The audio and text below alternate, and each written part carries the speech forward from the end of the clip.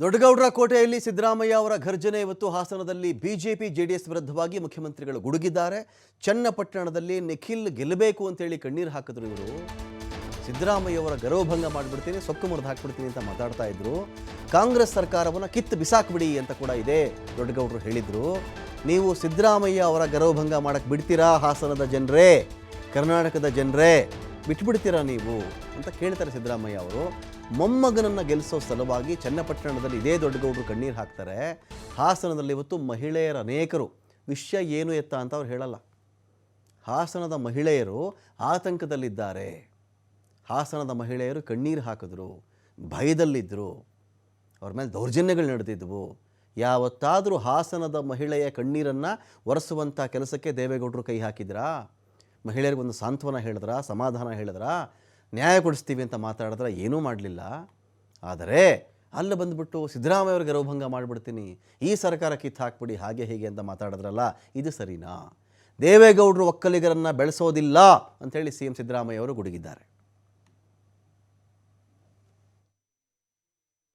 ಅವ್ರ ಮೊಮ್ಮಗನನ್ನ ಗೆಲ್ಲಿಸ್ಲಿಕ್ಕೋಸ್ಕರ ಒಂದು ವಾರ ಚನ್ನಪಟ್ಟಣದಲ್ಲಿ ಉಳಿದು ಬಿಟ್ರು.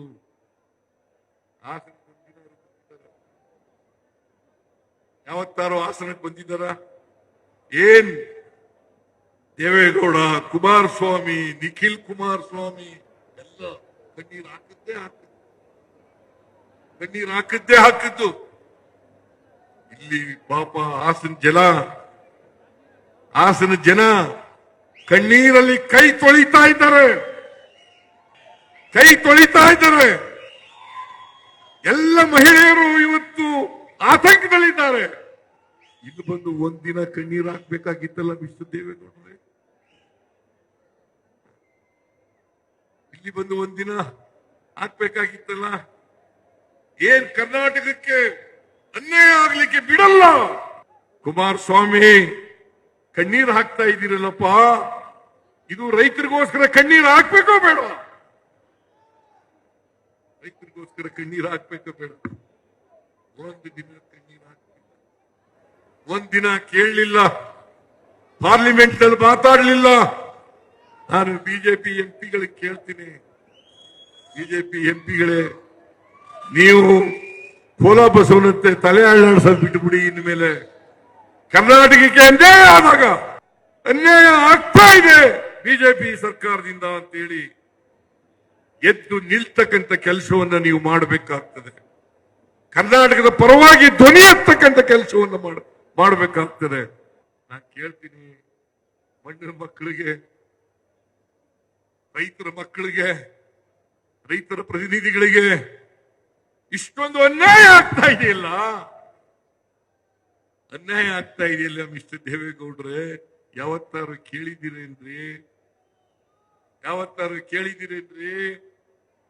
ಕುಮಾರಸ್ವಾಮಿ ಮಂತ್ರಿ ಆಗಿದ್ದೀಯಲ್ಲಪ್ಪ, ಯಾವತ್ತಾರು ಕೇಳಿದ್ದೀಯ? ದೇವೇಗೌಡರು ಯಾವಾಗಲೂ ಹೇಳ್ಕೊತಾ ಇದ್ರು, ನಮ್ದು ಜಾತ್ಯತೀತ ಪಕ್ಷ. ಚನ್ನಪಟ್ಟಣದಲ್ಲಿ ಏನ್ ಮಾತಾಡಿದ್ರು? ಸಿದ್ದರಾಮಯ್ಯನ ಗರ್ವಭಂಗ ಮಾಡ್ತೇನೆ. ಗರ್ವಭಂಗ ಮಾಡಕ್ ಬಿಡ್ತೀರಾ ನೀವು? ಗರ್ವಭಂಗ ಮಾಡಕ್ ಬಿಡ್ತೀರಾ?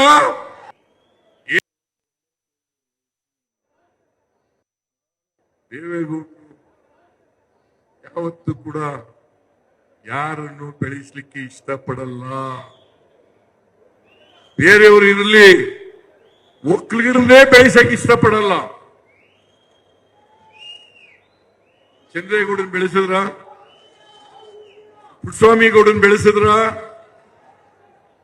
ಬೈರೇಗೌಡನ್ ಬೆಳೆಸಿದ್ರ, ಬಚ್ಚೇಗೌಡರು ಬೆಳೆಸಿದ್ರ, ಎಸ್ ಟಿ ಕೃಷ್ಣಪ್ಪನ್ ಬೆಳೆಸಿದ್ರ, ನಾಗೇಗೌಡರು ಬೆಳೆಸಿದ್ರ, ಬಚ್ಚೇಗೌಡರನ್ನು ಬೆಳೆಸಿದ್ರ, ವೈಕೆ ರಾಮಯ್ಯನ್ ಬೆಳೆಸಿದ್ರ?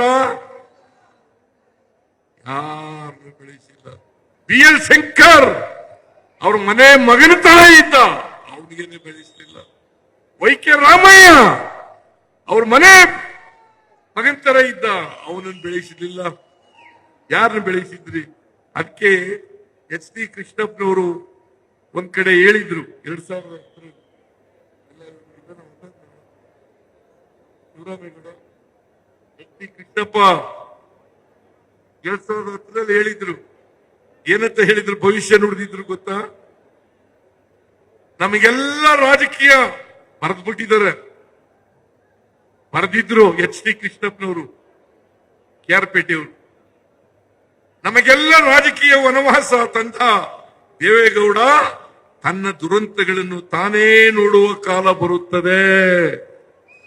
ಯಾರು ಹೇಳಿದ್ರು ಇದನ್ನು?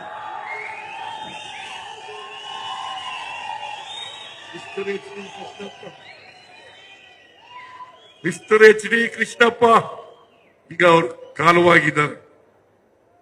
Senior leader, Vokkaliga leader. ನಾನು ಹೇಳಿದ್ರೆ ಸಿದ್ದರಾಮಯ್ಯ ಒಕ್ಕಲಿಗರ ವಿರುದ್ಧ ಮಾತಾಡ್ಬಿಟ್ಟ ಅಂತೇಳಿ ಎತ್ತು ಕಟ್ಟಿದ್ದಾರೆ. ಆದ್ರೆ ಎಚ್ ಡಿ ಕೃಷ್ಣಪ್ಪ ಹೇಳಿರೋದು ಇದು. ಅವರು ಪಕ್ಕಾ ಒಕ್ಕಲಿಗ. ಅವ್ರು ಹೇಳಿರೋದು, ದೇವೇಗೌಡ್ರೆ ನೀವು ಯಾರನ್ನು ಬೆಳೆಸಿದಿರಿ ಹೇಳಿಯಪ್ಪ, ಯಾರನ್ನು ಬೆಳೆಸಿದಿರಿ ಹೇಳಿ.